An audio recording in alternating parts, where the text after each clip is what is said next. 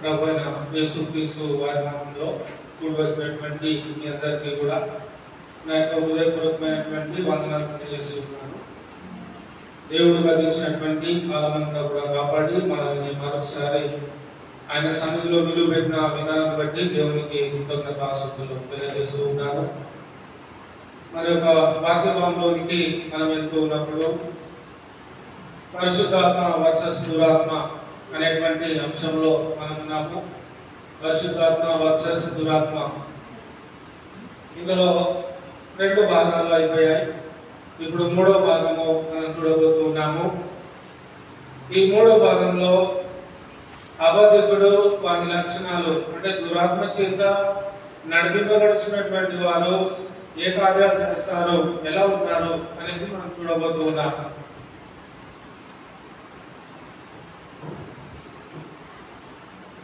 దురాత్మ సహాయంతో జరిగించేటువంటి కార్యాలు ఎలా ఉంటాయి?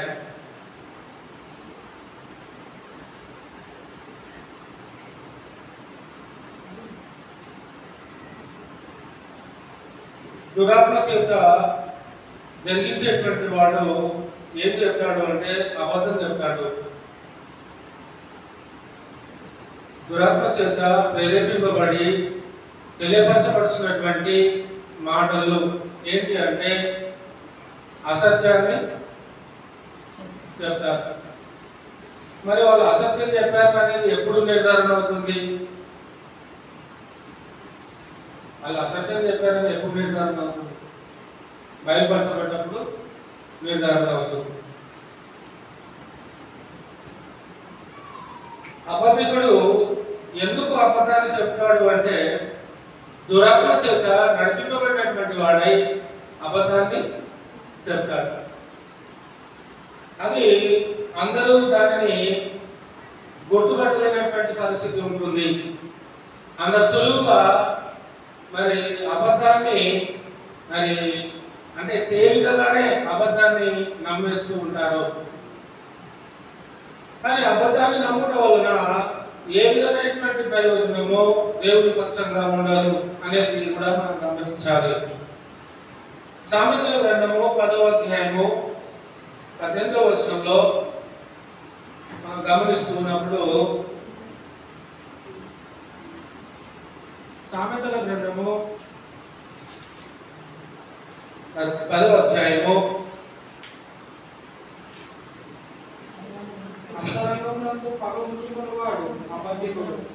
10వ అధ్యాయము 18వ వచనము, అంతరంగమున పగ ఉంచుకొనువాడు అబద్ధికుడు, కొండెము ప్రచురము చేయవాడు బుద్ధిహీనుడు. ఇక్కడ అబద్ధికుడు ఎవరు? అబద్ధికుడు అంటే అంతరంగమున పగ ఉంచుకునేవాడు అబద్ధికుడు అవుతాడు. కానీ ఇక్కడ అందరూ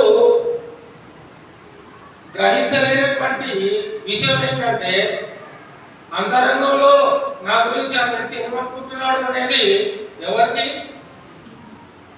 తెలియదు. అంతరంగంలో నా గురించి అంతరంగంలో పగ పెట్టుకున్నాడు అని మనము అప్పటిదప్పుడే నిర్ధారణ చేయలేము. అది ఎప్పుడు బయలుపరచబడుతుంది అంటే ఆ కార్యం ఎప్పుడైతే మన విషయంలో అది జరుగుతుందో, ఆ విరోధమైనటువంటి కార్యం ఎప్పుడైతే తన జీవితంలో మన ఎడల ఆ విరోధమైనటువంటి అబద్ధము అనేది ఎలా మన జీవితంలో అది పని చేయకుండా ఉంటుందో, అది అనుభవిస్తూ ఉంటామో, అప్పుడు ఆ వ్యక్తి చెప్పింది అబద్ధము అని మనం నమ్ముతాం. కానీ వాక్యం మనకి ఏం చెప్తుంది అంటే నీవు అబద్ధికుడిని గుర్తుపట్టేయచ్చు అని చెప్తుంది. అబద్ధికుడిని నీవు గుర్తుపట్టేయచ్చు. ఎలా గుర్తుపట్టేయచ్చు? ఒక అబద్ధికుడు అంతరంగంలో మరి కపటము కలిగినటువంటి అబద్ధికుడిని నీవు నేను అంటే విశ్వాసులు ఎలా గుర్తుపట్టగలుగుతారు? ఎలా గుర్తుపట్టగలుగుతారు? ప్రశ్న. ఒక అబద్ధ ప్రవక్తని ఇతడు అబద్ధం చెప్తున్నాడని విశ్వాసులు ఎలా గుర్తుపడతారు? వాక్యమును బట్టి ఆ వాక్య ప్రకారంగా ఆ ప్రవక్త చెప్పకపోతే ఆ ప్రవక్త అబద్ధం చెప్తున్నాడు అని మీరు నిర్ధారణ చేసుకోవచ్చు. అయితే ఇక్కడ అబద్ధికుని యొక్క లక్షణం ఏంటి అంటే అంతరంగమున పగ ఉంచుకునేవాడు అబద్ధికుడు అవుతాడు. అలాగే కొండేము ప్రచురం చేయవాడు బుద్ధిహీనుడు అవుతాడు. కొండేము అంటే ఒకరి ఏదైనా ఒకరికి తప్పు అభిప్రాయం చెప్పడం, తప్పుగా చెప్పడం, ఒకరి గురించి ఇంకొకరికి తప్పుగా చెప్పడమే కొండేములు ఆడటం.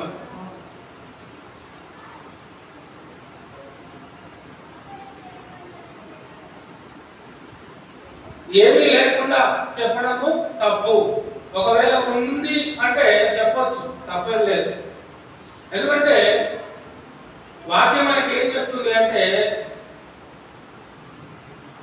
తోటి విశ్వాసి తప్పు చేసినప్పుడు వారిని మరలా సరైన మార్గంలోకి తీసుకొని రావాలి. అతడు చేసేటువంటి తప్పేంటో వారికి తెలియజేసి అది తప్పు అని చెప్పాలి. అంతేగాని వ్యతిరేకత భావాలు, దురభిప్రాయాలు, కొండములు చెప్పచ్చు, లేని మాటలు ఉన్నట్లుగా చెప్పచ్చు, జనాలను మోసం చేసేటువంటి పని చేయొద్దు అని దేవుడు ఆలోచన చేస్తా ఉంటాడు. రెండవదిగా మనం గమనించినట్లయితే సామెతల గ్రంథం 10వ అధ్యాయంలో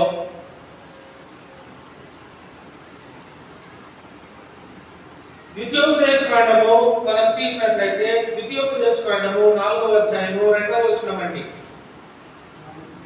ద్వితీయోపదేశకాండము 4వ అధ్యాయము 2వ వచనము.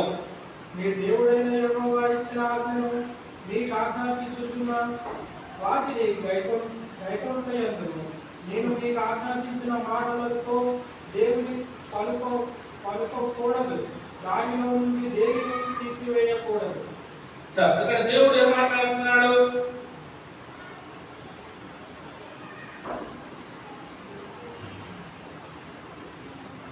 దేవుడు ఇశ్రాయేలుల విషయమై మోషే ద్వారా ఇశ్రాయేలులకు దేవుడు తెలియజేస్తున్నటువంటి మాటలు మనం గమనిస్తున్నప్పుడు ఎందుకు దేవుడు ఇంత తీవ్రంగా ఆలోచన చేస్తా ఉన్నాడు? ఎందుకు దేవుడు ఇంత గంభీరంగా చెప్తా ఉన్నాడు? 4వ వచనంలో మీ దేవుడైన యెహోవా ఇచ్చిన ఆజ్ఞలను మీకు ఆజ్ఞాపించుచున్నాను, వాటిని గైకొనుటయందు నేను మీకు ఆజ్ఞాపించిన మాటతో దేనిని కలుపకూడదు. దేవుడు తెలియజేసినటువంటి ఆజ్ఞ ఏదైతే ఉంటుందో, దేవుని ద్వారా బయలుపరచబడినటువంటి ఆజ్ఞ ఏదైతే ఉంటుందో ఆ మాటతో దేనిని కలుపకూడదు. దానిలో నుండి అంటే దేవుని ఆజ్ఞలో నుండి దేనిని తీసివేయకూడదు. దేవుని ఆజ్ఞల మీద ఇంకేదైనా కలిపినా లేకపోతే ఆ ఆజ్ఞల్లో ఏదైనా తీసివేసినా అలాంటి వారు ఏమవుతారు? అబద్ధికుడు అవుతారు. ఏమవుతాడు? అబద్ధికుడు అవుతాడు. ఎందుకు అబద్ధికుడు అవుతాడు అంటే దేవుడు చెప్పని మాటలను చెప్పడం, దేవుడు చెప్పమన్న మాటలను చెప్పకపోవటం. ఈరోజు భూమి మీద ఉన్నటువంటి మానవాళికి రక్షణ సువార్త అనేది చాలా అవసరమైంది. ప్రతి ఒక్కరూ రక్షించబడాలని దేవుడు రక్షణ సువార్తని ఇచ్చాడు. అయితే ఈరోజు బోధకులు, ఎంతో మంది బోధకులు ఏం చేస్తున్నారంటే ఈ రక్షణ సువార్తను ప్రక్కన పెట్టి లాభాన్ని చేకూర్చుకునేటువంటి బోధ, ధనాన్ని సంపాదించుకునేటువంటి బోధ, జనాలను మభ్యపెట్టేటువంటి బోధ, దేవుడు చెప్పని బోధ, దేవుడు చెప్పదు అనేటువంటి విషయాలను జనాలకి చెప్పి జనాల దగ్గర డబ్బులను వసూలు చేసుకుంటూ ఉన్నారు. ఈ మధ్యనే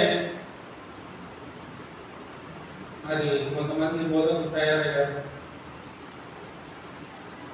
స్టేజ్ మీద అరటి పండ్లను పెట్టి ఆ అరటి పండ్లను అభిషేకించేటువంటి బోధకుడు. విన్నారా? స్టేజ్ మీద 2 గుంటల్లో అరటి పండ్లు పెట్టి ఆ అరటి పండ్లని ఏం చేస్తున్నాడు? అభిషేకిస్తూ ఉన్నాడు. పిల్లలు లేనటువంటి వారు ఆ అరటి పండు తింటే వారికి గర్వము వస్తుంది అని ప్రకటన చేస్తా ఉన్నాడు. నేను అడుగుతా ఉన్నాను, సువార్తికుడు అరటి పండ్లను అభిషేకించాలా, అరటి పండ్లను తినడం ద్వారా గర్భఫలం వస్తుందా అనేది బైబిల్లో దేవుడు ఇశ్రాయేలీయులకు కానీ కొత్త నిబంధన కాలంలో తన శిష్యులకు కానీ ఎవరికైనా చెప్పాడా? ఎక్కడైనా చెప్పాడా? మరి అదేంటి అంటే బైబిల్లో లేకపోతే అది అబద్ధమే. ఒకవేళ బైబిల్లో అది ఉంటే మీరు దాన్ని నమ్మచ్చు. లేనిది ఉన్నట్టుగా చెప్పి జనాలకు మభ్యపెడితే అది తప్పు అవుతుంది, అది అబద్ధం అవుతుంది. దేవుడు అబద్ధాన్ని ఎప్పుడు కూడా సహించలేడు. దేవుడు అబద్ధాన్ని స్వీకరించలేడు. నీ తమ్ముడైన హేబేలు ఎక్కడా అని కయీను దేవుడు అడిగినప్పుడు, నేను నా తమ్మునికి కావాలి వాడనా, వాడు ఎక్కడ ఉన్నాడు, ఏం చేస్తున్నాడు నాకైతే నువ్వే వెళ్ళి చూసుకోపో అన్నట్టుగా ఇస్తున్నాడు జవాబు.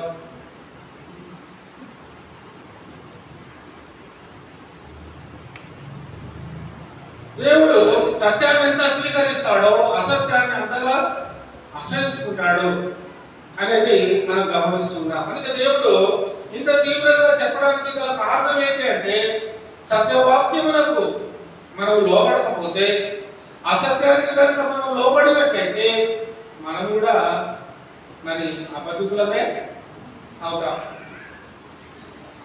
తెలియజేయబడుతున్నటువంటి మాటలు మనం ఆలోచన చేస్తూ ఉన్నప్పుడు ద్వితీయోపదేశకాండము 4:2 మీ దేవుడైన యెహోవా ఇచ్చిన ఆజ్ఞలను మీకు ఆజ్ఞాపించుచున్నాను, వాటిని గైకొనుటయందు నేను మీకు ఆజ్ఞాపించిన మాటతో దీనిని గైకొనే విషయంలో, లోబడే విషయంలో, దేవుడు మనకు తెలియజేసేటువంటి విషయంలో చాలా జాగ్రత్తగా మనం వాటిని గైకొనవలసినటువంటి వారమై ఉండాలి. 1కి 2 సార్లు కాదు, 1కి 1000 సార్లు ఆలోచన చేసుకొని అది దేవుని మాటగా మనం దానిని స్వీకరించాలి. 1000 సార్లు అన్నాడు అని 1000 సార్లే కాదు, 1,00,000 సార్లు ఆలోచించినా కూడా తప్పులేదు. ఏమంటే చెప్పబడుతున్నటువంటి మాట అది దేవుని మాటగా మీకు తేటపరచబడినంత వరకు కూడా మీరు దానిని ధ్యానిస్తూనే ఉండాలి. ఇలా చెప్పాడా దేవుడు అంటే అవును ఇలా చెప్పాడు అని వాక్యం ద్వారా మీరు నిర్ణయానికి వచ్చినప్పుడే మీరు ఆ వాక్యాన్ని నమ్మాలి. చెప్పవాడు ఏదేదో చెప్పేస్తా ఉన్నాడు, ఏమేమో చెప్పని అని చెప్తా ఉన్నాడు. ఇంకొక బోధకుడు అయితే 7 సార్లు తినమంటున్నాడు అరటి పండు. ఎన్నిసార్లు? 7 సార్లు. బాగా అంటే పిల్లలు లేనటువంటి తల్లులు, పిల్లలు లేనటువంటి ఉంటారు కదా స్త్రీలు, పెళ్ళైనటువంటి వారు 7 సార్లు తినాలట. 8వసారి తమ భర్తకి అరటి పండు ఇవ్వాలంట. నిజం, చూపిస్తానండి గ్రూప్ లో పెట్ట మధ్యాహ్నం. 7 సార్లు తినాలంట. 8 సార్లు తినొద్దంట, 7 సార్లే తినాలి. ఇచ్చిన తర్వాత 8వసారికి భర్తకి తినబెట్టాలంట అరటి పండు. ఇది బైబిల్ మనకి ఎక్కడ కూడా. అన్న ఏం చేసింది? అన్న సమూయేలు గ్రంథము, పిల్లలు లేకపోతే హన్నా ఏం చేసిందండి? మొదటి సమూయేలు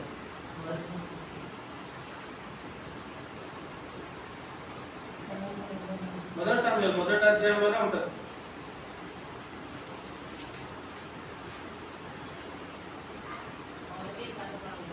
ఒకటి 11 అన్న 8వ వచనం నుంచి ఆమె పెనిమిటి అయిన ఎల్కానా మాట్లాడుతూ ఉన్నాడు అన్నాతో, అన్నా నీవెందుకు ఏడ్చుచున్నావు? నీవు భోజనం అంటే ఎలా? నీకు మనోవిచారం ఎందుకు కలిగినది? 10 మంది కుమారుల కంటే నేను నీకు విశేషమైన వాడను కానా అని ఆమెతో చెబుతూ వచ్చాను. వారు శిలోహులో అన్నపానములు పుచ్చుకొనిన తర్వాత హన్నా లేచి యాజకుడైన ఏలీ మందిర స్తంభము దగ్గర నున్న ఆసనము మీద కూర్చుని ఉండగా బహుదుఃఖాక్రాంతురాలై వచ్చి, జాగ్రత్త గమనించండి, బహుదుఃఖాక్రాంతురాలై వచ్చి యెహోవా సన్నిధిని ప్రార్థన చేయుచు బహుగా ఏడ్చుచు, సైన్యములకు అధిపతియగు యెహోవా, నీ సేవకురాలనైన నాకు కలిగి ఉన్న శ్రమను చూచి నీ సేవకురాలనైన నన్ను మరువక జ్ఞాపకము చేసుకొని నీ సేవకురాలైన నాకు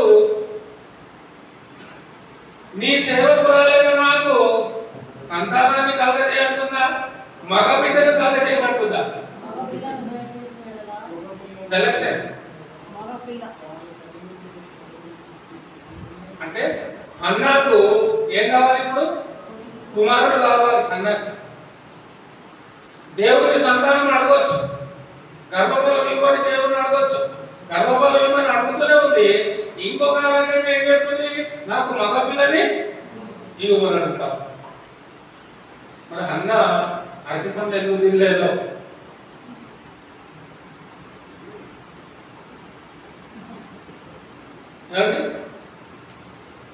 హన్నా గర్భం ధరించడానికి ఎవరిని అడుగుతుంది? సృష్టికర్త అయినటువంటి దేవుణ్ణి అడుగుతాం. యెహోవా, సైన్యములకు అధిపతియగు యెహోవా అని వర్ణిస్తా ఉంది. సృష్టికర్త అయినటువంటి యెహోవా అని వర్ణిస్తా ఉంది. ఈ దీనురాలైన నన్ను జ్ఞాపకం చేసుకొని ప్రార్థన చేస్తా ఉంది. నీ సేవకురాలైన నాకు మగ పిల్లలు దయచేసి వాని తల మీదికి చౌరపు కత్తి ఎన్నటికీ రానియక వాడు బ్రతుకు దినమన్నిటను నేను వారిని యెహోవానగు నీకు అప్పగింతునని మొక్కుబడి చేసుకొనెను. ఆమె యెహోవా సన్నిధిని ప్రార్థన చేయుచుండగా ఏలీ ఆమె నోరు కనిపెట్టుచుండెను.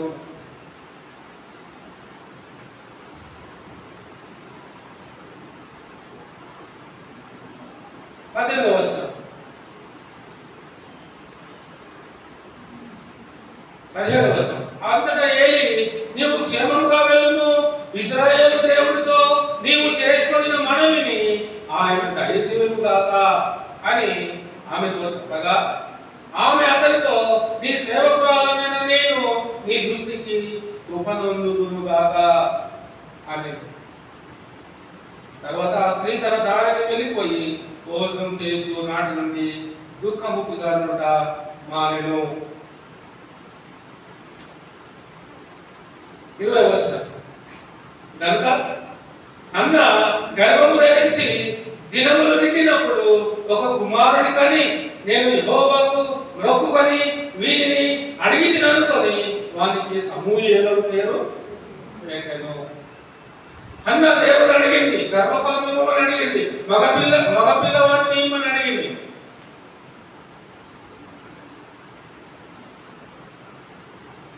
ఏలీ ద్వారా దేవుని యొక్క సందేశము హన్నాకి ఇవ్వబడింది. ఏంటి అంటే, నువ్వు ఏదైతే అడిగావో దేవుని, అది నీకు దేవుడు దయచేస్తాడు.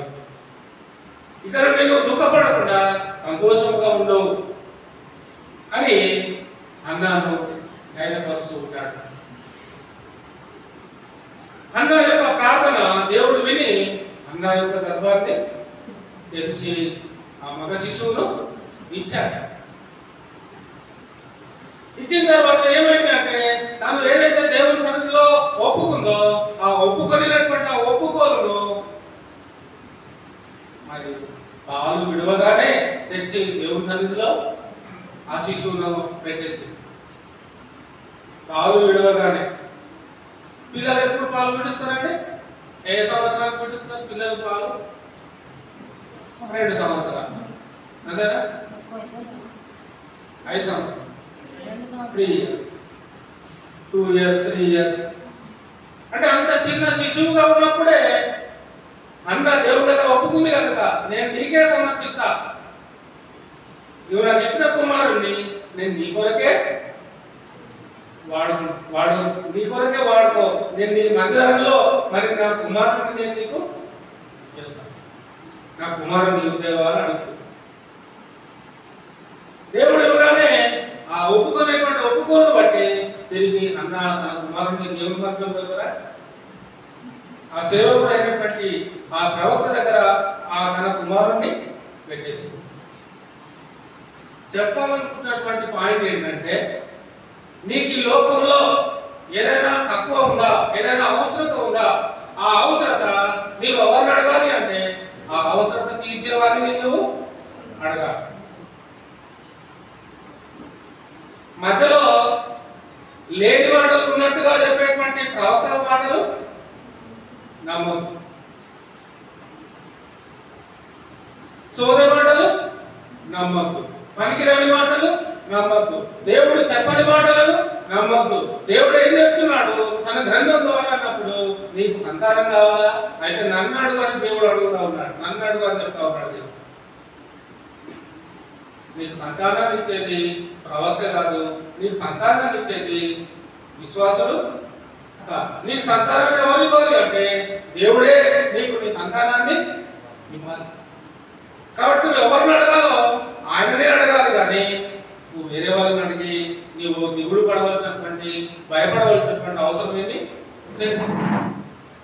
దేవుడి చిత్తమైతే దేవుడిని ఖచ్చితంగా నీకున్నటువంటి అవసరతను దేవుడి నీ అవసరతని తీరుస్తాడు. నీవు దేవుడి సన్నిధిలో నీవు అడుగు, యథార్థంగా అడుగు, నిన్ను నీవు తగ్గించుకొని దేవుడిని హెచ్చిస్తూ అడుగు. ఖచ్చితంగా దేవుడు నీ ప్రార్థనకు జవాబు ఇస్తాడు. అంతేగాని దేవుడి మీదనే మన యొక్క అధికారాన్ని చెల్లిద్దామనుకుంటే అది చాలా పెద్ద పాపము అవుతుంది. దేవుని మనము బాధపరచకుండా దేవుని మనం సంతోషపెట్టే వాళ్ళుగా ఉండాలి అంటే మనల్ని మనం దేవుని దగ్గర తగ్గించుకోవలసినటువంటి అవసరం ఉంది. ద్వితీయోపదేశకాండము ఇందాక మనం 4వ అధ్యాయము 2వ వచనం చదువుకున్నాం కదా, ఇప్పుడు ఇదే ద్వితీయోపదేశకాండము 12వ అధ్యాయము 32వ వచనాన్ని చూద్దాం. ఇందాక ద్వితీయోపదేశకాండం 4వ అధ్యాయం చదువుకున్నాము 4:2, ఇప్పుడు 12:32. నేను మీకు ఆజ్ఞాపించున్న ప్రతి మాటను అనుసరించి చేయవలెను. నేను మీకు ఆజ్ఞాపించుచున్న ప్రతి మాటను అనుసరించి చేయవలెను. దానిలో నీవు ఏమీ కలుపకూడదు, దానిలో నుండి ఏమీ తీసివేయకూడదు. కలపకూడదు, తీసివేయకూడదు. ఎందులో కలపకూడదు? దేవుడి యొక్క ఆజ్ఞలో ఏది కూడా మనము కలపకూడదు. దేవుడి యొక్క ఆజ్ఞలో దేన్ని కూడా మనము తీసివేయకూడదు. దేవుడి యొక్క ఆజ్ఞలో ఏదైనా కలిపి మీకు ఎవరైనా బోధిస్తే, నీవు వారి మాటలను నమ్మితే, వారు చెప్పినట్లుగా నీవు చేస్తే, నిన్ను నీవు దేవుని దృష్టిలో అబద్ధికునిగా చేసుకుంటారు. కాబట్టి మోసే గారి ద్వారా దేవుడు ఈ మాటలను తెలియజేస్తూ వచ్చాడు. సామెతల గ్రంథము 22వ అధ్యాయము 18వ వచనం కూడా ఈ సందర్భంగా మనం చూద్దాము. సామెతల గ్రంథము 22వ అధ్యాయం 18వ వచనము, నీ అంతరంగమునందు వాటిని నిలుపుకొనుట ఎంతో మంచిది, పోకుండా అవి నీ పెదవుల మీద ఉండనివ్వు.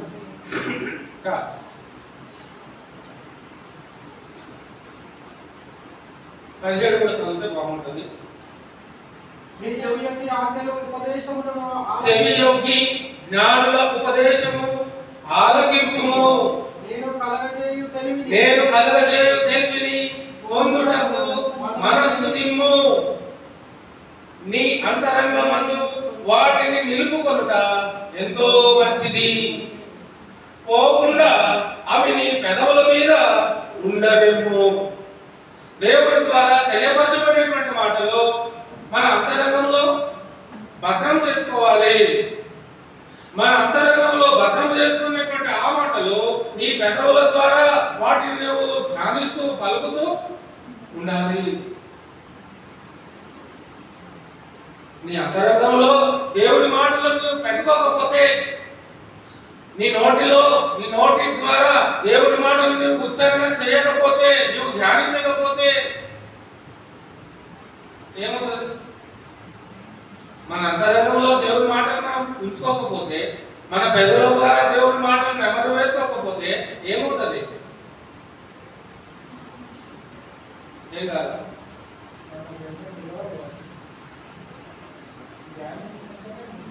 దేవుడి మాటలను మన అంతరంగంలో పెట్టుకోకపోతే, దేవుడి మాటలను మనము ధ్యానించకపోతే, మన నోటి ద్వారా పలకకపోతే ఏమవుతుందని అడుగుతున్నాను.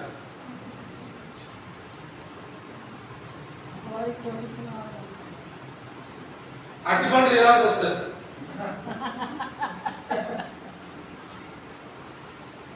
అంతేనా? అర్థమైందా? అట్టిపండు కాదు, బిస్కెట్ ఇచ్చినా తినాల్సి వస్తుంది. అబద్ధాన్ని పలిగేటువంటి వారు ఈ బిస్కెట్ తిను నీకు గర్భం వస్తుందంటే తినాల్సి వస్తుంది. అదే దేవుడి మాటలు అంతరంగంలో ఉంటే నీకు తెలుసు ఎవరు అడగాలి. నువ్వు బిస్కెట్ దగ్గర పోవు, అట్టిపండు దగ్గర పోవు, ఖర్చు దగ్గర పోవు, నూనె దగ్గరికి కూడా పోవు. నువ్వు ఎక్కడ పోతావు? ఇచ్చేవాడు దేవుడు. నువ్వు దేవుడిని అంతరంగంలో నీకు దేవుడి మాటలు ఉంటే నువ్వు జాగ్రత్త కలిగి ఉంటావు. దేవుడి మాటలు నీ అంతరంగంలో లేకపోతే అబద్ధికుని మాట నమ్మేస్తాం. ఇది దీని ఆన్సర్. మీకా గ్రంథం 2వ అధ్యాయము 11వ వచనము. అంటే నా ఉద్దేశము బిస్కెట్ తినొద్దని కాదు, అరటిపండు తినొద్దని కాదు. తప్పుగా అర్థం చేసుకోకండి. మా పాస్టర్ గారు అరటిపండు తినొద్దన్నారు, మా పాస్టర్ గారు బిస్కెట్ తినొద్దన్నారని తప్పుగా అనుకోకండి. బిస్కెట్ తినండి, అరటిపండు తినండి, కానీ అబద్ధాన్ని ప్రకటించేటువంటి వారిని నమ్మకండి.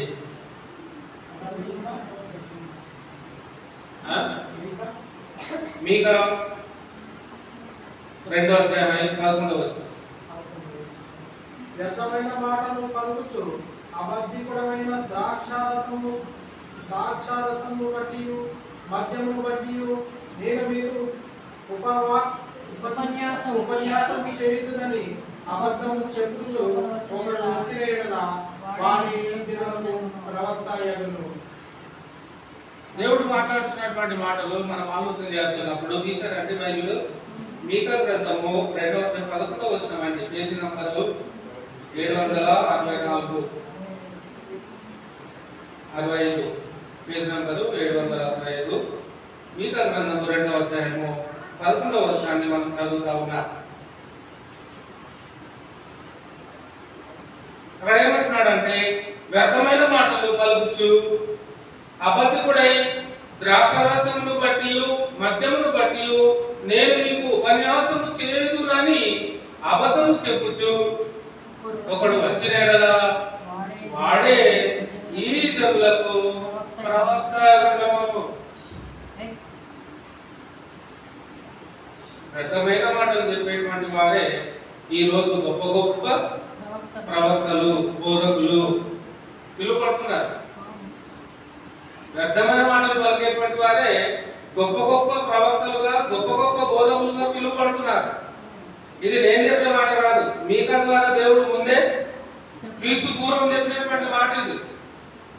క్రీస్తు పూర్వం 400 సంవత్సరాల క్రితం చెప్పబడినటువంటి మాట ఇది. అంటే 2400 సంవత్సరాల క్రితము దేవుడు చెప్పేటువంటి మాట ఏంటి? వ్యర్థమైన మాటలు పలికే వారిని మీరు ఆశ్రయించొద్దు, మీరు వెంబడించొద్దు. ఎందుకంటే అలాంటి వారు ఏమవుతారట? అబద్ధికులు అవుతారు. ద్రాక్షారసమును బట్టి మద్యమును బట్టి నేను మీకు ఉపన్యాసం చేయుదునని అబద్ధం చెప్పుచు. ప్రవక్తలే చెప్తారు, దేవుడి మాటలు చెప్పమన్నాడు మీతో అని వాళ్ళే చెప్తారు. ఇదిగో దేవుడు ఇప్పుడే నేను పిలుస్తున్నాడని పేరు పెట్టి పిలుస్తా ఉంటారు స్టేజ్ మీద నుండి. దేవుడిని ఇప్పుడే ముట్టబోతా ఉన్నాడు, దేవుడిని ఇప్పుడే తాకబోతూ ఉన్నాడని స్టేజ్ మీద నుంచి అనౌన్స్మెంట్స్ వస్తూ ఉంటాయి. నువ్వు ఏ కలర్ డ్రెస్ వేసుకున్నావు కూడా చెప్పేస్తాడు, నువ్వు ఏ కలర్ ప్యాంట్ వేసుకున్నావో చెప్పేస్తాడు, నీ పేరేం పేరో చెప్పేస్తాడు, నీ వయసు ఎంతలో చెప్పేస్తాడు.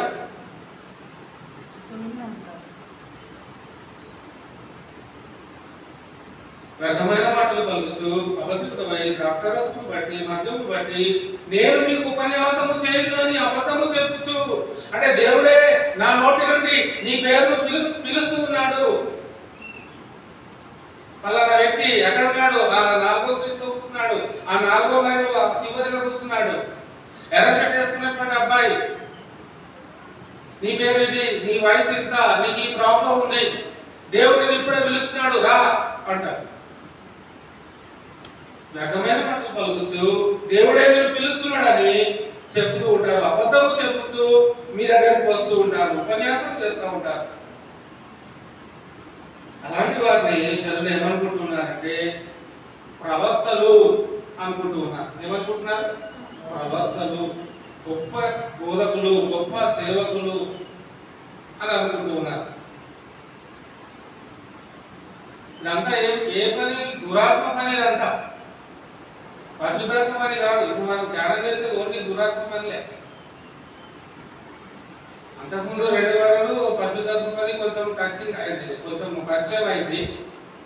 ఇప్పుడు దురాత్ముని యొక్క ప్రేరణ ఎలా ఉంటుంది, దురాత్ముడు ఎలా ప్రజలను మోసం చేస్తాడు, ఎవరి ద్వారా మోసం చేస్తాడు, ఎలా మోసం చేస్తాడు అని చూడబోతున్నాం.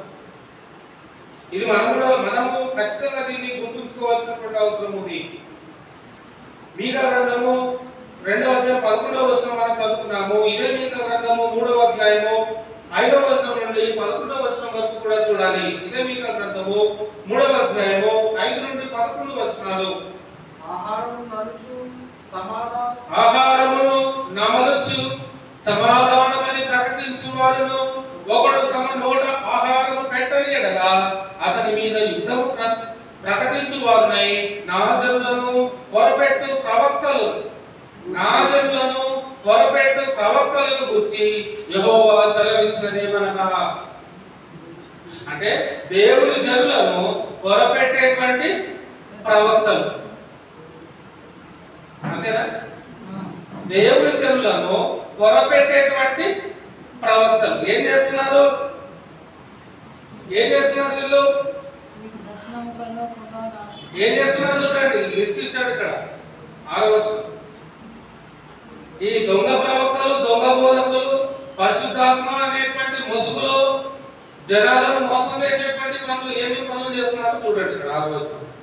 మీకు దర్శనము కలగకుండా రాత్రి కమ్మును, సోద చెప్పకుండా మీకు చీకటి కలుగును, ఇట్టి ప్రవక్తలకు సూర్యుడు కనబడకుండా అస్తమించును, పగలు చీకటి పడును, అప్పుడు దీర్ఘదర్శులు సిగ్గునందుదురు, సోదెగాండ్రు తెల్లబోతురు, దేవుడు తమకు ప్రత్యుత్తరం ఇయ్యకుండా చూచి నోరు మూసుకొందురు. నేనైతే యాకోబు సంతతి వారికి తమ దోషమును, ఇశ్రాయేలులకు తమ పాపమును కనుపరచుటకై యెహోవా ఆత్మావేశము చేత, జాగ్రత్తగా గమనించండి, యెహోవా ఆత్మావేశము చేత బలంతోను తీర్పు తీర్చు శక్తితోను ధైర్యంతోను నింపబడిన వాడినై ఉన్నాను. యాకోబు సంతతి వారులారా, యాకోబు సంతతి వారి ప్రధానులారా, ఇశ్రాయేలీయుల అధిపతులారా, న్యాయమును తునీకరించుచు దుర్నీతిని నీతిగా ఎంచువారులారా, ఈ మాట ఆలకించుడి. నరహత్య చేయుట చేత సియోనును మీరు కట్టుదురు, దుష్టత్వము జరిగించుట చేత యెరూషలేమును మీరు కట్టుదురు. జనులు ప్రధానులు లంచము పుచ్చుకొని తీర్పు తీర్చుదురు, వారి యాజకుల కూలికి పోదీతురు, ప్రవక్తలు ద్రవ్యము కోరకు సోదె చెప్పుదురు. అయినను వారు యెహోవాను ఆధారము చేసుకొని యెహోవా మన మధ్య ఉన్నాడు కదా, ఏ కీడును మనకు రానేరదని అనుకొందురు.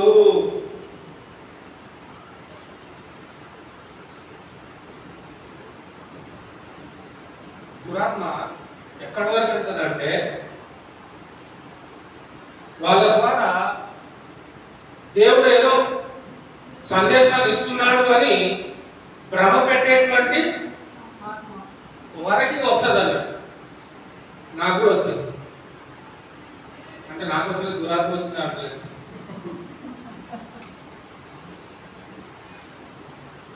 అంటే నీకు ప్రాణహాని ఉంది, నీకు ప్రాణహాని ఉంది, జాగ్రత్తగా ఉండు అనే సందేశము దేవుడు వేరే ద్వారా నాకు సందేశాన్ని ఇచ్చాడు.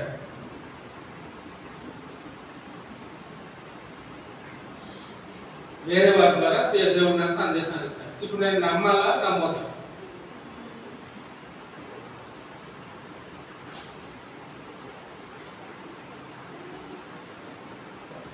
ఎవరు నిజమండి, అబద్ధం కాదు. అంటే నిజమంటే నిజంగా దేవుడు చెప్పాడని అనట్లేదు. న్యూస్ అయితే 100% నిజం. నేను విన్నటువంటి మాట, నా ప్రాణానికి హాని ఉన్నట్టు ఎవరి ద్వారానో దేవుడు చెప్పించాడు. అది వారం ముందు, ఇప్పుడు కాదు. అయితే వాళ్ళు వారం తర్వాత చెప్పారు, నాకు మర్చిపోయారంట. దేవుడు చెప్పిన మాట మర్చిపోయారంట. అర్థమవుతుందా? నా ప్రాణహాని ఉందని దేవుడు వారికి చెప్పాడు. మరి వాళ్ళు నాకు ఎంత ఫాస్ట్గా చెప్పాలా మాట? అప్పుడే చెప్పాలా, వారం తర్వాత చెప్పాలా? చెప్పండి మీరు. తెలిసినప్పుడే చెప్పాలి. వారం తర్వాత చెప్తున్నారంటే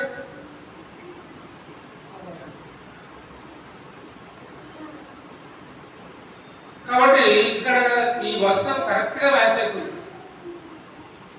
నా జీవితంలో జరిగినటువంటి సంఘటన బట్టి ఈ వచనం మ్యాచింగ్ అవుతుంది. ఇది నేనేం రాయలేదు, బైబిల్ దేవుడే రాశాడు. వాళ్ళు ఏం చెప్తారట, మీకేదో హాని కలగబోతుంది, జాగ్రత్తగా ఉండండి, దేవుడు మీకు ఏ కీడు చేయడు అని వాళ్ళ ద్వారా ఆ ప్రకటన అనేది జరుగుతుందండి. అర్థమవుతుందా? అర్థం అవ్వట్లేదా? మళ్ళీ చదువుతున్నా 11వ వచనం. జనులు ప్రధానులు లంచం పుచ్చుకొని తీర్పు తీర్చుదురు, వారి యాజకులు కూలికి పోదితురు, ప్రవక్తలు ద్రవ్యం కొరకు సోది చెప్పుదురు. అయినను వారు యెహోవాను ఆధారం చేసుకుని యెహోవా మన మధ్య ఉన్నాడు కదా, ఏ కీడును మనకు రానేదని అనుకొందురు. కాబట్టి చేను దున్నబడినట్లు మిమ్మును బట్టి సీయోను దున్నబడును, యెరూషలేము రాళ్ల కుప్పలగును, మందిరమున్న పర్వతం అరణ్యంలోని ఉన్నత స్థలము వలె అగును. దేవునికి కోపం పుట్టించేటువంటి కార్యాలు చేస్తే దేవుడు సృష్టిని అల్లకల్లోలం చేస్తాడు.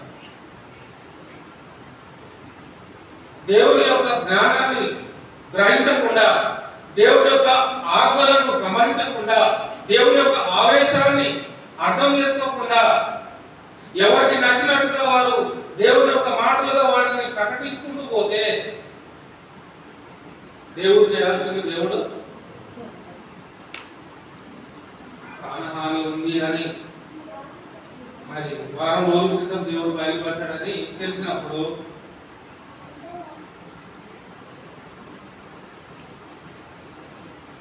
అసలు ఈ లైన్లోకి నేను రావడము 2005 సంవత్సరంలోనే ఈ లైన్లోకి వచ్చాను. ఏం తెగించుకొని వచ్చాను? ఏం తెగించుకొని వచ్చి ఉండొచ్చు నేను? చెప్పండి. 2005 సంవత్సరంలోనే ఈ పరిచర్యలో నేను ఎంటర్ అయ్యాను. నేను ఏం తెగించుకొని వచ్చి ఉండొచ్చు ఇంట్లో?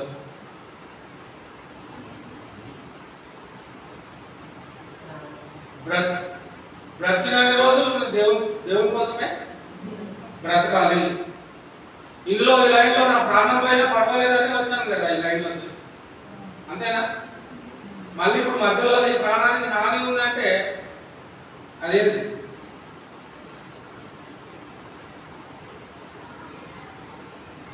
రెండు 2005 సంవత్సరంలోనే నన్ను నేను దేవునికి అంటే ప్రాణం పోయినా పర్వాలేదని ఫిక్స్ అయిపోయాయి. కానీ ఇప్పుడు దాని గురించి మరలా జ్ఞాపకం చేయడం అనేది అది నాకు మంచిగా అనిపించదు. ఎందుకంటే దేవుడు తీసుకోవాలనుకుంటే ఎప్పుడైనా తీసుకుంటాడు, ఆయన చేతిలో ఉంది అది. ఎలాగైనా సరే తీసేసుకుంటాడు. దేవుడు ఈ లోకంలో జీవించేటువంటి ప్రతి వారిని జన్మింపజేస్తాడు, జీవింపజేస్తాడు.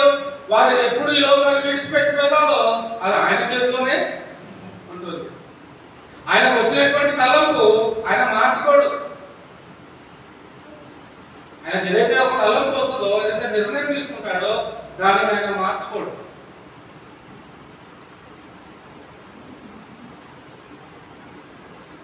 చెప్పాలనుకున్నటువంటి విషయం ఏంటంటే ఆత్మ, ఆ పరిశుద్ధాత్మ అనేటువంటి ముసుగులో ఈ అబద్ధ ప్రవచనాలు అనేవి వస్తూ ఉంటాయి. దేవుడు చెప్పని విషయాలు దేవుడు చెప్పినట్లుగా అవి మన మీదికి ఆ ప్రభావం అనేది తీసుకొని వస్తూ ఉంటాయి. విశ్వాస విషయంలో ఏమాత్రం బలహీనంగా ఉన్నా వనపడం స్టార్ట్ అయిపోతుంది. భయం వచ్చేస్తూ ఉంటది, దిగులు వచ్చేస్తూ ఉంటది. ఎందుకు దిగులు వస్తూ ఉంటది, ఎందుకు భయం వస్తూ ఉంటది? అమ్మో, ఎప్పుడు నాకు యాక్సిడెంట్ అవుతుందో, ఎప్పుడు నాకు నా ప్రాణం పోతుందో. అది కూడా యాక్సిడెంట్ అంటే రోడ్డు మీద పోయినప్పుడే. యాక్సిడెంట్ అంటే కరెంట్ షాక్ అయినా కొట్టవచ్చు, యాక్సిడెంట్ అయినా చనిపోవచ్చు. కాబట్టి రోడ్డు మీద వెళ్ళినప్పుడల్లా నాకు ఏమనిపిస్తుంటది? ఇప్పుడు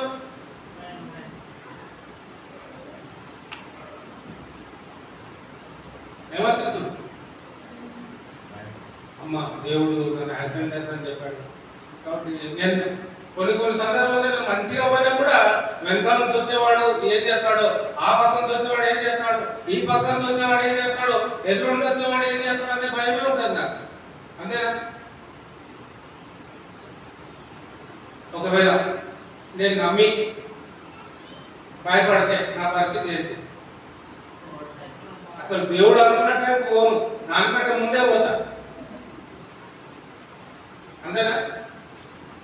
కాబట్టి ఈ ఇంతకుముందు మనం చదువుకున్నాం కదా, సోద చెప్పువారు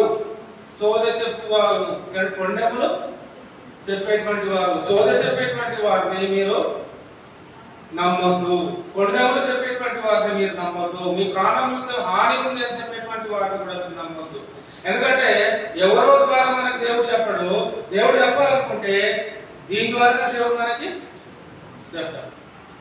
దేని ద్వారా చెప్తాడు? వాక్యం ద్వారా చెప్తాడు. వాక్యం ద్వారానే చెప్తాడు. కాబట్టి అబద్ధములు చెప్పేటువంటి వారిని మనము నమ్మి మన ప్రాణాల మీదకి తెచ్చుకోవాలి. నీ ప్రాణం కావాలంటే దేవుడు తీసేసుకోగలుగుతాడు. Don't worry.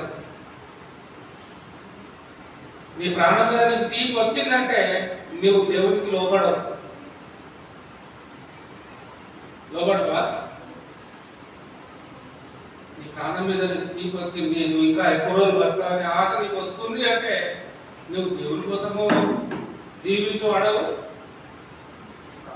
ఒకవేళ నువ్వు దేవుని కోసం జీవిస్తే పర్వాలేదు, కానీ ప్రాణం పోతుందని తెలిసి మరి ఆ ప్రాణాన్ని కాపాడుకోవడానికి నువ్వు దేవుడికి ప్రార్థన చేయడం అనేది కరెక్ట్ కాదు. దేవానికి సిద్ధమైతే నువ్వే ఇచ్చావు, నువ్వే తీసుకుంటావు. యోగు ప్రార్థన ఎలా ఉంది? యోగు ప్రార్థన యెహోవా ఇచ్చాను, యెహోవా తీసుకోను అంటాడు యోగు. మరి నేను తీసుకోవద్దని ప్రార్థన చేయాలా? ఇప్పుడే నా ప్రాణం తీసుకోవద్దని ప్రార్థన చేయాలా దేవుడికి? నేను మీరు చెప్పండి. ఇప్పుడే తీసుకోవద్దు ప్రభువా, ఇంకొన్ని రోజులు నేను ఈ భూమి మీద ఉండాలి అని ప్రార్థన చేయాలా? నీ చిత్తమైతే, నీకు ఇష్టమైతే నేను ఇంకా కొన్ని రోజులు జీవించే భాగ్యం నాకు నీకు ఇష్టమైతే, లేదనుకుంటే నీ ఇష్టం. ఇక్కడ ఏంటంటే పరిశుద్ధాత్మ అనేటువంటి ముసుగులో బ్రహ్మపరచు ఆత్మ చాలా పవర్ఫుల్ గా ఉన్నట్టు అనిపిస్తూ ఉంటుంది.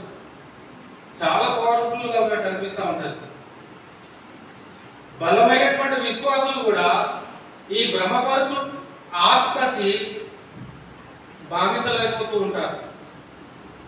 బలవంతులైనటువంటి విశ్వాసులు కూడా ఈ భ్రమపరిచేటువంటి ఆత్మ చేసేటువంటి కార్యాలకి లొంగిపోతూ ఉంటారు. అర్థమవుతుందా? అర్థమవుతుంది. మొదటి యోహాను పత్రిక 2వ అధ్యాయం 4వ వచనం అండి. మొదటి యోహాను పత్రిక 2వ అధ్యాయము 4వ వచనం. త్వరగా మనం తీద్దాము. మొదటి యోహాను పత్రిక 2వ అధ్యాయం 4వ వచనము.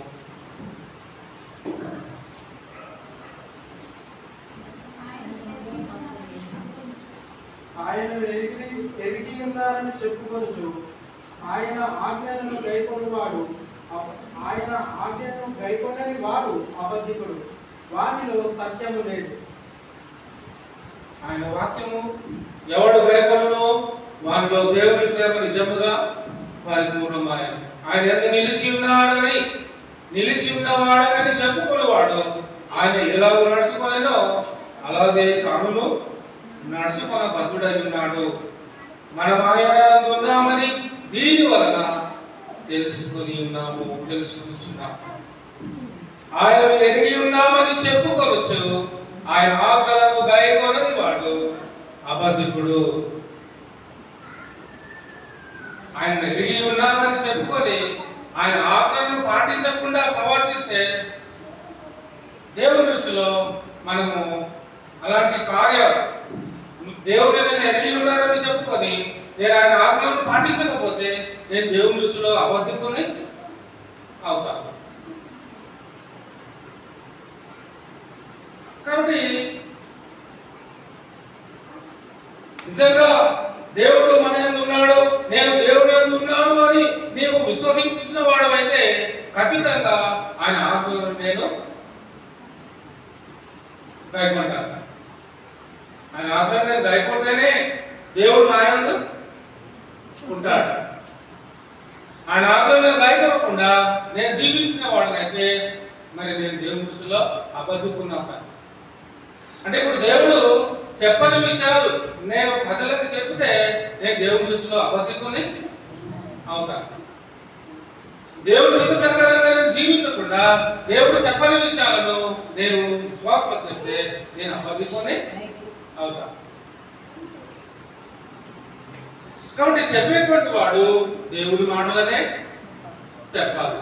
లేనివి ఉన్నట్టుగా చెప్పదు, ఉన్నవి లేనట్టుగా చెప్పదు.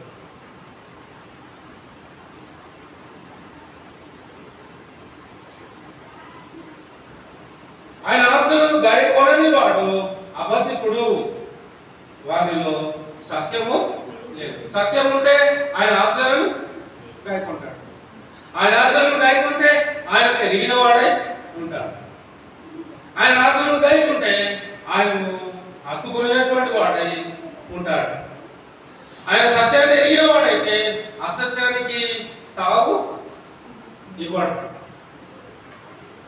పరిశుద్ధాత్మ నడిపింపులో విశ్వాసి కనుక జీవించుతున్న వాడుగా ఉన్నట్లయితే మరి బ్రహ్మపరచు ఆత్మ ద్వారా ఎన్ని మాటలు వచ్చినా కూడా వాటిని అన్నింటినీ పక్కకి గంటేస్తా ఉంటాడు. ఎందుకు గంటేస్తాడు? సత్యమును తెలిసినటువంటి వాడే ఉన్నాడు కనుక అసత్యాన్ని పట్టించుకోడు. అంతేనా?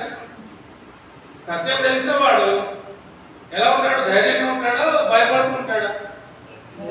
సత్యం తెలిసిన వాడు ధైర్యంగా ఉంటాడా, అసత్యములో ఉన్నవాడు ధైర్యంగా ఉంటాడా? సత్యం తెలిసిన వాడు ధైర్యంగా ఉంటాడు.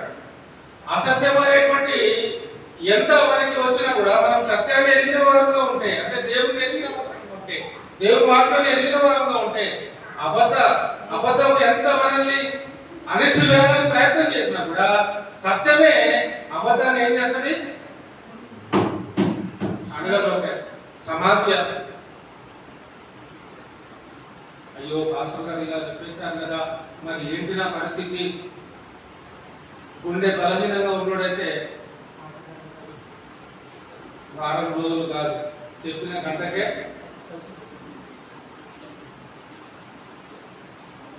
ఒక రకంగా కొంతకాలం బ్రతికి జీవించాలనుకునేటువంటి వారిని ఇంకా తొందరగానే వారిని చంపేసేటువంటి ప్రయత్నం. ఇప్పుడు డాక్టర్ దగ్గరికి ఒక రోగిని తీసుకున్నప్పుడు అతడు చివరి క్షణాల్లో ఉన్నాడు, ఇంకొక కొన్ని గంటలే బ్రతుకుతాడు పేషెంట్, అది డాక్టర్కు తెలుసు.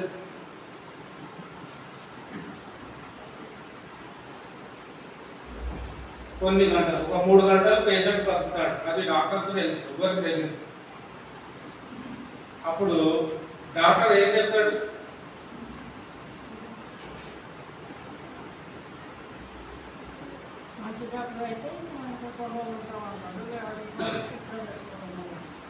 కొన్ని గంటలు అంటే కొంచెం గంభీరంగా ఉంది కాబట్టి కొన్ని రోజులు అనుకో, 4-5 రోజుల్లో ప్రాణం పోతుంది అని చెప్తుంది, తెలుసు డాక్టర్కి. అప్పుడు డాక్టర్ ఏం చెప్తాడు? ఏం పర్వాలేదు, దేవుడు ఉన్నాడు, దేవుడి మీద నమ్మకం పెట్టండి, దేవుడికి ప్రార్థన చేసుకోండి, మీ దైవాన్ని గుర్తు చేసుకోండి, అంత బాగైపోవచ్చు దేవుడు అనుకుంటే, మా ప్రయత్నం మేము చేస్తున్నామని అంటాడు. ఇంకొక 2 గంటల్లో ఈయన ప్రాణం పోతుందని వాళ్ళు చెప్పలేరు. చెప్తారా? చెప్పలేరు. ఎందుకంటే కొన్ని గుండెలు బలహీనంగా ఉంటాయి. ఎంత బలహీనంగా ఉంటాయంటే, కరోనా అనేది వచ్చినప్పుడు ఎంతమంది గుండెలు ఎంత బలహీనంగా ఉన్నాయనేది కరోనా వచ్చినప్పుడు అర్థమైంది జనాలకి. ఆ కరోనా రాకముందే చిన్న దగ్గు జలుబు వచ్చినా కూడా అమ్మో నాకు కరోనా వచ్చేసిందని గుండెలు ఆగిపోయి చనిపోయిన వాళ్ళు కూడా, అంటే కరోనా వైరస్ రాకముందే చనిపోయిన వాళ్ళు ఉన్నారు. ఎంతోమంది ఉన్నారు కదా. కరోనా వచ్చినోడు ధైర్యంగా ఉన్నాడు, కరోనా వచ్చినోడు ధైర్యంగా ఉన్నాడు. కరోనా రాకపోయినా వచ్చింది అని భయపడ్డవాడు చనిపోయారు చాలా మంది. కరోనా వచ్చినాక కూడా ధైర్యంగా నిలబడి బ్రతికిన వాళ్ళు కూడా ఎంతో మంది ఉన్నారు. అర్థమవుతున్నారు? అంటే భయపడే వారికి మరి సత్యాలు చెప్పరు. సత్యం ఎరిగిన వాడికి అబద్ధం చెప్పినా కూడా సత్యం అంటే ఏంటో వారికి తెలుసు కాబట్టి వాడు ధైర్యంగానే ఉంటాడు. చెప్పాలనుకున్న పాయింట్ ఏంటంటే, ఈ దురాత్మ యొక్క కార్యాలు ఎలా ఉంటాయంటే మన యొక్క ఆత్మీయ జీవితానికి నష్టాలు తీసుకొని వచ్చే విధంగా ఉంటాయి. ఒత్తిడి ఉంటుంది, దాని ప్రభావం ఉంటుంది. అబద్ధము అనేటువంటి ఒత్తిడి సత్యాన్ని అణిచివేయాలనేటువంటి ప్రయత్నం అక్కడ జరుగుతూ ఉంటుంది. ఆ సత్యం కంటే ఎక్కువగా మనం అబద్ధాన్ని నమ్మినట్లయితే దేవుని దృష్టిలో మనం అబద్ధికులు ఉన్నాం. దేవుని దృష్టిలో మనం సత్యములు కలిగినటువంటి వారంగా ఉండాలి. అంటే అసత్యం ఎంత ఒత్తిడి చేసినా కూడా మనం దాన్ని పట్టించుకోవద్దు, లెక్క చేయదు. దేవుడు ఎన్ని రోజులు మనం బ్రతకాలనేది దేవుడికి తెలుసు కదా, తెలుసా లేదా? ఇక్కడ ఉన్నటువంటి మన అందరి జీవితాలు ఎన్ని సంవత్సరాలు మనం ఈ భూమి మీద ఉండాలి, ఎన్ని సంవత్సరాలు ఈ భూమి మీద మనం జీవించాలి అనేది మరి లోకంలో ఉన్నటువంటి వారికి ఎవరికి తెలియదు. కానీ మనల్ని సృజించినటువంటి దేవునికి మన యొక్క జీవితము, మన ఆయుష్, మన యొక్క మరణము, మన యొక్క సమాధి అంతా ఆయనకి ఎప్పుడు జరుగుతాయనేది ఆయనకు తెలుసు. ఇంతకుముందు పాఠాల్లో మనం నేర్చుకున్నటువంటి విషయాలు ఏంటంటే, నీవు ఆకాశంలోకి ఎక్కిపోయినాను అక్కడ నీవు ఉన్నావు, సముద్ర దిగంతంలో వరకు నేను దిగిపోయినా కూడా అక్కడ నీవు ఉన్నావు, నక్షత్రంలో నేను నివాసం కట్టుకున్నా కూడా అక్కడ నుంచి కూడా ఉన్నాను, బయటికి తేగలవు. ఆయన విడిచిపెట్టి మనం ఎక్కడికి తప్పించుకొని పోలేము. కాబట్టి హన్నా తెలివైన పని చేసింది. ఏం తెలివైన పని చేసింది అంటే, తనకు కావాల్సింది దేవుడి దగ్గరనే అడుగుతుంది. సమర్పణ జీవితము అన్న ఏ విధంగా అయితే ఒప్పుకొని ఆ ప్రకారంగా చేసిందో ఆమె గురించి మనం ధ్యానించుకోవాల్సి వస్తుంది. అన్న యొక్క విశ్వాసము ఉన్నతమైనటువంటి విశ్వాసం అనే చెప్పుకోవచ్చు. సమర్పణ జీవితము దేవునికి తను తాను తగ్గించుకొని తను తాను సమర్పించుకున్నటువంటి జీవితము. తన గర్భఫలాన్ని దేవునికి సమర్పించింది అన్న. తన గర్భఫలాన్ని దేవుడికి సమర్పించింది. అంతేగాని నువ్వు బిస్కెట్ తిను గర్భం వస్తుంది, నువ్వు అరటిపండు తిను గర్భం వస్తుంది అని చెప్పేవాళ్ళే తయారయ్యారు. కానీ ఎవరైనా నువ్వు ప్రార్థన చేయి గర్భం వస్తుంది అన్నారా? చెప్తున్నారు కొంతమంది. ప్రార్థన చేయి, దేవుడికి ప్రార్థన చేయి, దేవుడిని గర్భాన్ని ఇస్తాడు, గర్భఫలాన్ని ఇస్తాడు అని చెప్తూ ఉంటారు. కొంతమంది అయితే ఇలాగా కూరగాయలు తినండి, చాక్లెట్ తినండి, నూనెలు తాగండి అని చెప్తా ఉంటారు. ఇదంతా కూడా బ్రహ్మపరచు ఆత్మ చేసేటువంటి పని. దాని తర్వాత మొదటి యోహాను పత్రిక 4వ అధ్యాయంలో 20వ వచనాన్ని చూద్దామండి. మొదటి యోహాను పత్రిక 4వ అధ్యాయం 20వ వచనము. ఎవడైనాను నేను దేవుని ప్రేమించుచున్నానని చెప్పి తన సహోదరుని ద్వేషించిన ఎడల అతడు అబద్ధికుడగును. దేవుని ప్రేమించుచున్నానని చెప్పి తన సహోదరుని ద్వేషిస్తే అతడు కూడా అబద్ధికుడే అవుతాడని చెప్తారు. తాను చూసిన తన సహోదరుని ప్రేమింపని వాడు తాను చూడని దేవుని ప్రేమించలేడు. దేవుని ప్రేమించేవాడు తన సహోదరుని కూడా ప్రేమింపవలెనను ఆజ్ఞను మనం ఆయన వలన పొంది ఉన్నాము. అబద్ధికుడు ఒక విశ్వాసి అబద్ధికుడు అవ్వగలడు. ఎలా అవ్వగలడు అంటే తన సహోదరుని ప్రేమించకపోతే ఆ విశ్వాసి అబద్ధికుడు అవ్వగలడు.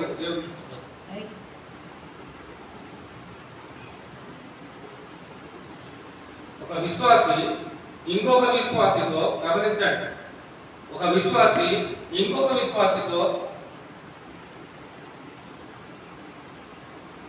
ప్రమాణం వస్తుంది అంటే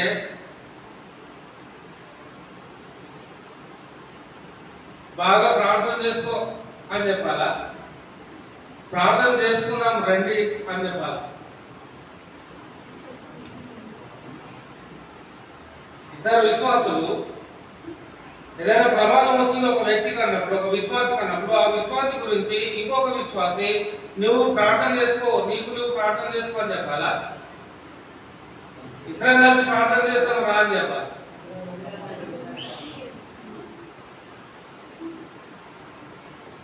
అర్థమవుతుందా? అంటే అందులో ఏం కనిపిస్తుంది? ఇద్దరం కలిసి ప్రార్థన చేసుకున్నాము రా అంటే అందులో ఏం కనిపిస్తుంది చెప్పండి? ఈ వాటిని బట్టి ప్రేమ కనిపిస్తుంది. కనిపిస్తుందా? ప్రేమ కనిపిస్తుంది. ఏ ప్రేమ కనిపిస్తుంది? దేవుని ప్రేమ కనిపిస్తుంది. నీవు ఎదుర్కోబోయేటువంటి ప్రమాదములను తప్పించడానికి మనం కలిసి ప్రార్థన చేద్దాం రా అన్నారు. నీవు ప్రార్థన చేసుకో అనేది వాక్యానుసారమైంది కాదు. ఎందుకంటే వ్యక్తిగతంగా మనం చేయాల్సినటువంటి ప్రార్థన ప్రతిరోజు మనం వ్యక్తిగతంగా మన కోసం మనం ప్రార్థన చేసుకుంటూనే ఉంటాం. ప్రభు చిత్తమైతే దేవుడు మనల్ని బ్రతికించాలనుకున్నాడో, లేక చంపేయాలనుకున్నాడో, లేకపోతే ముగించాలనుకున్నాడో అది ఆయన చేతిలో ఉంటుంది. అంతేకాని దేవుడు ఇంతకాలం మనల్ని కాపాడంటేనే గొప్ప. కరోనా దాటిపోయినాం మనం. కరోనా దాటి ఎన్ని సంవత్సరాలు అయింది?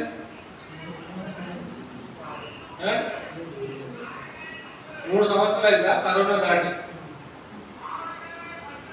అంటే కరోనా అయిపోయిన తర్వాత కూడా దేవుడు మన 3 సంవత్సరాలు కాపాడా? కాపాడు. ఇంతవరకు మన భూమి మీద ఉండడమే గొప్ప, నాకు అర్థమైనంత వరకే. ప్రమాదం రాబోతుంది, దేవాలను కాపాడు అంటే ఆ ప్రమాదం తొలగించు, మంచిదే. ప్రమాదం తొలగించు ప్రార్థన తప్పేం కాదు. కానీ ఈ బ్రహ్మపరచు ఆత్మ యొక్క ప్రేరణ ఎలా ఉంటుంది అంటే, విశ్వాస విషయంలో బలహీనులుగా ఉన్నట్లయితే వారం తర్వాత పోయేవాడు గంటలోనే పోతాడు. అది చెప్పేది అర్థమవుతుందా? కాబట్టి ఈ అబద్ధము ఎంతవరకు వెళ్ళిపోతుంది అంటే మన ప్రాణం తీసేంత వరకు కూడా దాన్ని నమ్ముతాయి. అబద్ధాన్ని నమ్ముట ద్వారా జరిగేటువంటి ప్రమాదం ఏంటంటే మన ప్రాణమైన పోవచ్చు, ఇంకా మన ఆత్మ నరకానికైనా పోవచ్చు. అబద్ధాన్ని నమ్మే వలన వచ్చేటువంటి ప్రమాదం. అందుకే దేవుడు అబద్ధాన్ని ఎక్కడ కూడా గరికి రానివ్వలేదు, అబద్ధాన్ని గరికి రానివ్వలేదు. సత్యంలో మిమ్మల్ని మీరు ప్రతిష్ఠించుకోండి అని ప్రార్థన చేస్తాడు. యోహాను సువార్త 17వ అధ్యాయం 17వ వచనంలో సత్యమందు వారిని ప్రతిష్ఠ చేయును, నీ వాక్యమే సత్యము అంటాడు. యోహాను సువార్త 17వ అధ్యాయం 17వ వచనంలో సత్యమందు వారిని ప్రతిష్ఠ చేయుము, నీ వాక్యమే సత్యము. సత్యమందు మనము ప్రతిష్ఠింపబడిన వారముగా ఉన్నాము. కాబట్టి ఎవడో వచ్చి నీకు ప్రమాదం జరగబోతుంది జాగ్రత్త అని చెప్పాల్సిన అవసరం లేదు. ప్రమాదం వచ్చేదంటే దేవుడి ముందు ఏ క్షణంలో అయినా ప్రమాదంలో నీకు త్రోసివేయగలడు.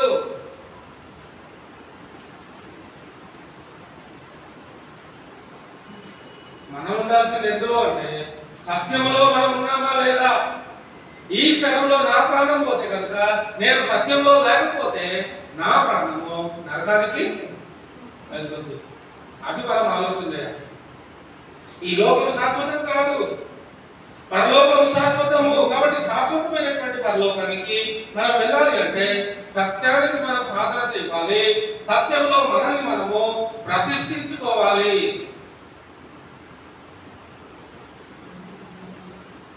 కీర్తన గ్రంథం 1వ అధ్యాయంలో ఏం చెప్తాడు? నీటి కాలువల యోరను నాటబడినదై ఆకువాడక కనకాలమందు ఫలమిచ్చి చెట్టు వలె ఉండును.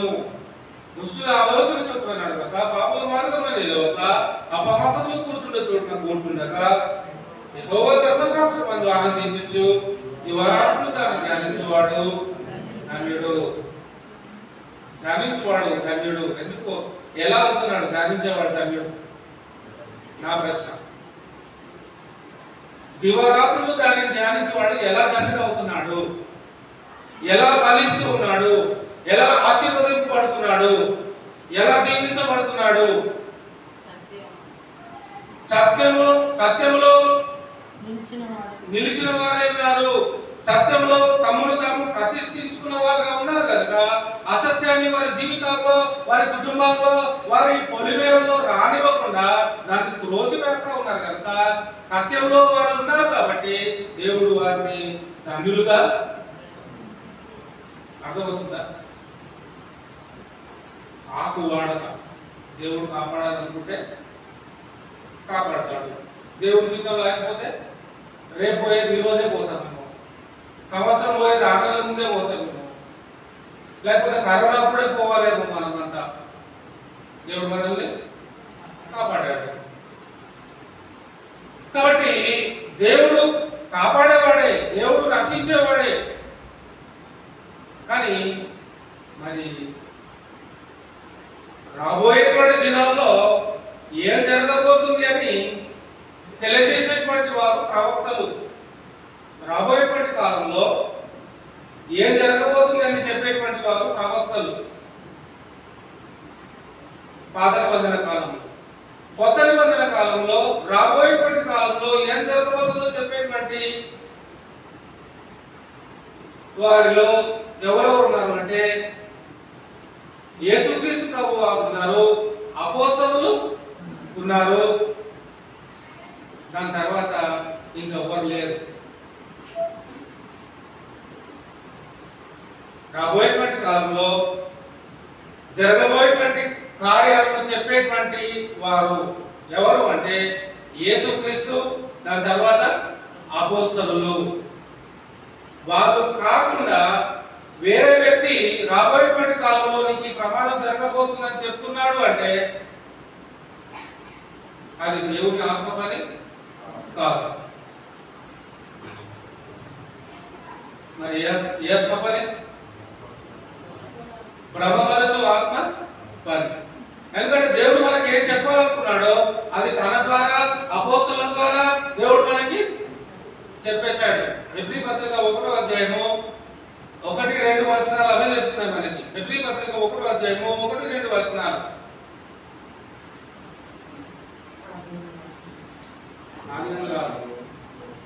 ఆదినముల అంతమందా పూర్వకాలమందు నానా సమయములలోను నానా విధములుగాను ప్రవక్తల ద్వారా మన పితరులతో మాట్లాడిన దేవుడు ఈ దినముల అంతమందు కుమారుని ద్వారా మనతో మాట్లాడెను.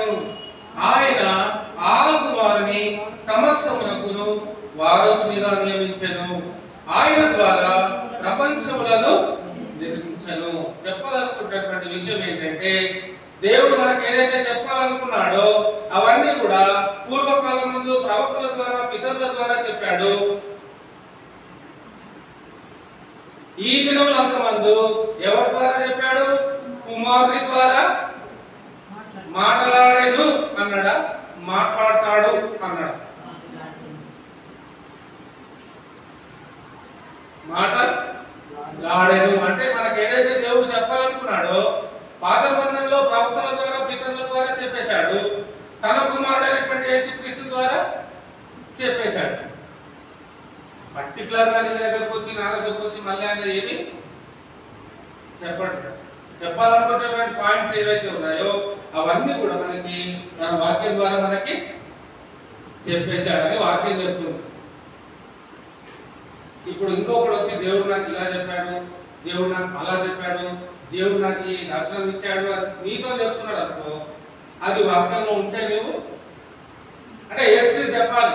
నా తర్వాత కాలంలో అపోస్తలుల తర్వాత కాలంలో ఇంకా మీ గురించి, మీ భవిష్యత్తు గురించి, మీ ప్రాణాల గురించి ఎవరైనా ప్రవచించేవారు ఉంటే నేను వాళ్ళని పంపించానని నమ్మండి అని ఒక క్లూ ఇవ్వాలి యేసుక్రీస్తు. అలాంటి క్లూస్ ఏమి దేవుడు మనకి ఇవ్వాలి. చెప్పాలనుకుంటున్నటువంటి విషయాలన్నీ కూడా దేవుడు అనాది కాలంలో ప్రవక్తల ద్వారా పితరుల ద్వారా చెప్పాడు.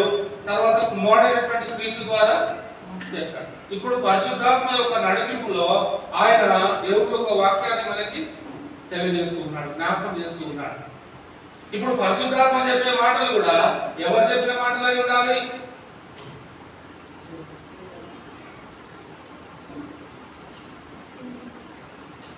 వెనవారం చదువుకున్నాం కదా.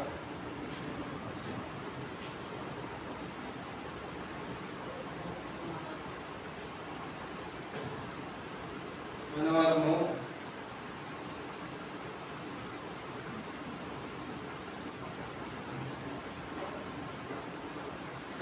యోహాను సువార్త 14వ అధ్యాయము 16వ వచనము.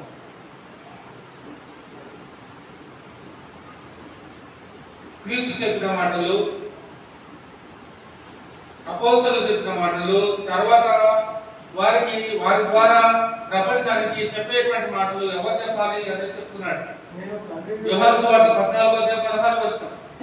నేను తండ్రిని వేడుకొందును, మీ యొద్ద ఎల్లప్పుడూ నుండుటకై ఆయన వేరొక ఆదరణకర్తను అనగా సత్య స్వరూపియకు ఆత్మను మీకు అనుగ్రహించును. 15:26 యోహాను సువార్త.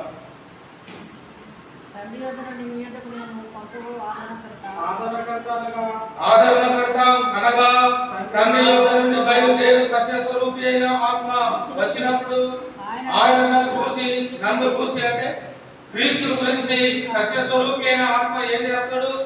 సాక్ష్యం ఇస్తాడు. ఎవరి గురించి చెప్తాడు? సత్య స్వరూపి అయిన ఆత్మ అంటే క్రీస్తు గురించి చెప్తాడు. యోహాను సువార్త 16వ అధ్యాయం 13వ వచనము. యోహాను సువార్త 16వ అధ్యాయం 13వ వచనము. అయితే ఆయన అనగా సత్య స్వరూపి అయిన ఆత్మ వచ్చినప్పుడు మిమ్మల్ని సర్వసత్యంలోనికి నడిపించును. ఆయన తనంతట తానే ఏమీ బోధింపక వేటిని వినును వాటిని బోధించి సంభవింపబోవు సంగతులను మీకు తెలియదు. రాబోయేటువంటి కాలంలో దేవుడు భూమి మీద ఉన్నటువంటి జీవిస్తున్నటువంటి భయభక్తుల విషయంలో ఆయన ఒక ప్రత్యేకమైనటువంటి ఆలోచన కలిగిన వాడై ఉన్నాడు. రాబోయేటువంటి దినాల్లో జరగబోయేటువంటి సంఘటనలను ముందుగానే దేవుడు ప్రవక్తల ద్వారా పితరుల ద్వారా పలికించాడు. దాని తర్వాత కుమారుడైనటువంటి క్రీస్తు ద్వారా పలికించాడు. దాని తర్వాత అపోస్తలుల ద్వారా పరిశుద్ధాత్మ సహాయంతో క్రీస్తు చెప్పినటువంటి మాటలనే, దేవుని దగ్గర విన్నటువంటి సంగతులనే, క్రీస్తు బోధించినటువంటి మాటలనే పరిశుద్ధాత్మ దేవుడు కూడా అపోస్తలుల ద్వారా ప్రకటింపజేశాడు. రాబోయేటువంటి దినాల్లో సంభవింపబోయే సంగతులను, రాబోయేటువంటి దినాల్లో ఏమేమి సంఘటనలు జరగబోతున్నాయి, ఈ విషయాలన్నీ కూడా ఎవరు చెప్తారట? పరిశుద్ధాత్మ దేవుడు చెప్తాడు. అది కూడా ఎవరు చెప్పినా చెప్తాడు. క్రీస్తు చెప్పిన మాటలే చెప్తాడు. క్రీస్తు చెప్పని మాటలు చెబితే ఏమవుతుందంటే అది అబద్ధం అవుతుంది. అది అబద్ధం. కాబట్టి చాలా మంది ప్రవచించేటువంటి వారు నేటి దినాల్లో కూడా ఉన్నారు. రాబోయేటువంటి కాలంలో ఏం జరగబోతుందని ప్రవచించేటువంటి వారు ఉన్నారు. ఇండియా ఫైనల్ మ్యాచ్ ఎవరు గెలుస్తారో ప్రవచించేటువంటి బోధకులు ఉన్నారు భూమి మీద. ఇండియా ఫైనల్ మ్యాచ్, ఫైనల్ ఈ క్రికెట్ లో ఫైనల్ మ్యాచ్ లో ఏం జరుగుతుందని ప్రవచించే వాళ్ళు కూడా ఉన్నారు. అలాగే football, volleyball, kabaddi, hockey games అన్ని కూడా నెల రోజుల తర్వాత ఏం జరగబోతుందో ప్రవచించే వాళ్ళు కూడా ఉన్నారు. వాళ్ళు నిజంగా ప్రవచన చెప్పేటువంటి వారే, వాళ్ళు నిజంగా ప్రవక్తలే అని ఎప్పుడు నిర్ధారణ అవుతుంది? జరగాలి. సో నేను ఇంకొక 1 year వరకు నాకు యాక్సిడెంట్ అవ్వలేదు అనుకో, అప్పుడు అది అబద్ధ ప్రవచనం అని నమ్మాలి. అంతేనా? 1 year దాకా నాకు యాక్సిడెంట్ కాదు. ఇక్కడ ఏంటంటే దేవుడు తన యొక్క ఆత్మ ద్వారా మనకి ఏ సందేశాన్ని ఇవ్వాలనుకుంటున్నాడో అది కంప్లీట్ గా తన కుమారుడైనటువంటి క్రీస్తు ద్వారా పరిశుద్ధాత్మని సహాయంతో మనకు ఆయన ఇచ్చేశాడు. ఇప్పుడు ఎవరో వచ్చి మన గురించి చెప్తున్నారు అంటే అది వాక్యానుసారంగా లేకపోతే కనుక మనం దాన్ని నమ్మాల్సిన అవసరము లేదు. తర్వాత ఇప్పుడు చివరిగా 4వ అధ్యాయం చదువుకున్నాం మనం. 1 యోహాను పత్రిక 4:20 చదువుకున్నామా? అయిపోయింది. ఇప్పుడు 1 దశలోనిక పత్రిక 2వ అధ్యాయము 1 దశలోనిక పత్రిక 2వ అధ్యాయము 1 నుంచి 3 వచనాలు చదువుకొని తీసుకుందాం. ఇంకా కంప్లీట్ అవ్వలేదు, నెక్స్ట్ వీక్ కూడా ఉంటుంది. సహోదరులారా, మీ యొద్ద మా ప్రవేశము వ్యర్థము కాలేదు, కానీ మీరెవరిని బట్టి మేము మీరు ఎరిగినట్టే మేము ఫిలిప్పులో ముందు శ్రమపడి అవమానము పొంది ఎంతో పోరాటంతో దేవుని సువార్తను మీకు బోధించటకై మన దేవుని యందు ధైర్యం తెచ్చుకుంటామని మీకు తెలియను. ఏదనగా మా బోధ కపటమైనది కాదు, అపవిత్రమైనది కాదు, మోసయుక్తమైనది కాదు, కానీ సువార్తను మాకు అప్పగించుటకు యోగ్యులమని దేవుని వలన ఎంచబడిన వారమై మనుషులను సంతోషపెట్టువారము కాక మన హృదయములను పరీక్షించి దేవునినే సంతోషపెట్టువారమై బోధించుచున్నాము.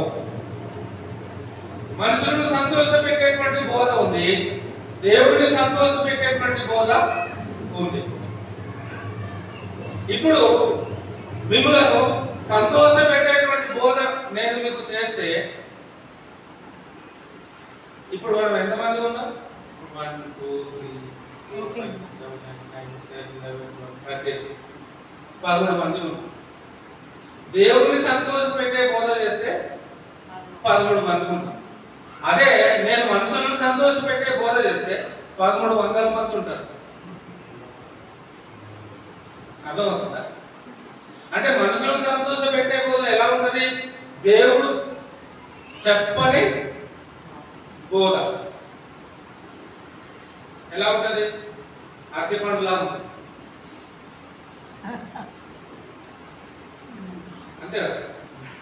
అరటిపండులా ఉంటుంది, కర్చీఫ్లా ఉంటుంది, నూనెలా ఉంటుంది. అభిషేకం లాగా ఉంటుంది, ప్రవచనాలు లాగా ఉంటాయి. దేవుడు మన మన యొక్క హృదయాన్ని ఎరిగినటువంటి వాడు, దేవుడు మన భవిష్యత్తును ఎరిగినటువంటి వాడు, దేవుడు మన యొక్క జీవితాన్ని ఎరిగినటువంటి వాడు. కాబట్టి మనకి ఏది ప్రీతికరమో, ఏది క్షేమకరమో, ఏది ఉపయోగకరమో, ఏది దేవుడి సన్నిధిలో మనం నిలువ పెడుతుందో అదే మనం స్వీకరించాలి, అదే మనము జీర్ణించుకోవాలి. అందుకే అపోస్తలుడైనటువంటి పౌలు ఏం చెప్తున్నాడు ఇక్కడ అంటే, సహోదరులారా మీ యొక్క మా ప్రవేశము వ్యర్థము కాలేదు కానీ మీరు ఎక్కినట్టే మేము ఫిలిప్పులో ముందు శ్రమపడి అవమానం పొంది ఎంతో పోరాటంతో దేవుని సువార్తను మీకు బోధించటకై మన దేవుని యందు ధైర్యం తెచ్చుకుంటామని మీకు తెలియను. ఎంతో ప్రయాసంతో పౌలు గారు తన యొక్క పరిచర్య కాలంలో ఎంతో ప్రయాసంతో దేవుని యొక్క పరిచర్యను జరిగించాడు. తను చెప్తున్నటువంటి మాట ఇంకొకటి ఏంటంటే, ఏదనగా మా బోధ కపటమైనది కాదు. ఎందుకు కపటమైనది కాదు? పౌలు చెప్పే బోధ ఎందుకు కపటమైనది కాదు? మీరు చెప్పండి.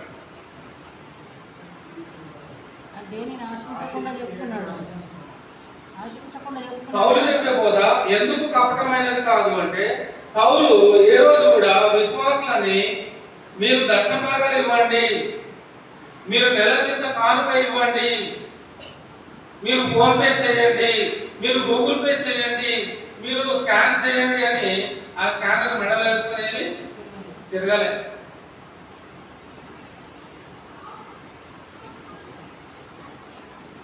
ఈ రోజు బోధకులు ఎలా అవుతున్నారంటే, వాళ్ళ చర్చి ప్రాంతానికి వెళ్ళినప్పుడు మరి బైబిల్ కంటే ఎక్కువ ఆ స్కాన్ క్యూఆర్ కోడ్ లో ఎక్కువ కనిపిస్తా ఉంటుంది.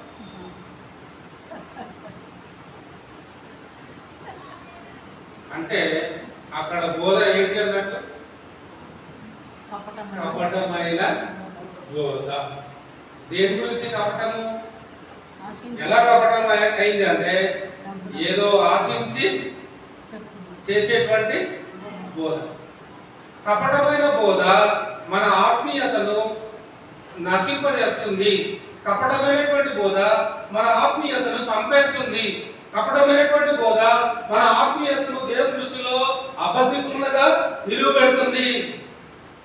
అలాంటి బోధ మనం స్వీకరించొద్దు.